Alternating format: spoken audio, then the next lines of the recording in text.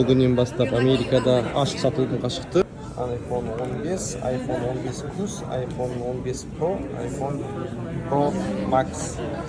Pro Max'tan бастайық. Pro Max'тың бағасы 256 гигабайт, $1200, плюс Калифорния штатының налогы бар, грубо 10% плюс, 10% қосылады. 512-ның бағасы $1400, 1 терабайттың бағасы $1600, плюс 10% қоссаңыз $160 қосса, өзі бағасы шығады. Теңгеге бүгінгі курспен көбейтсеңіз сол шығады.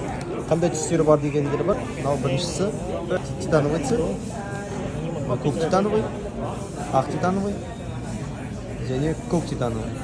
Американский айфондарда осындай болады. Қазақстандарда осындай болмайды. Бұл 5G-ні ұстауға арналған. Сосын симка салатын слот жоқ. Оны eSIM-мен саласыздар. Сұрақ болса жазыңыздар. iPhone 15 Pro Max. Сонымен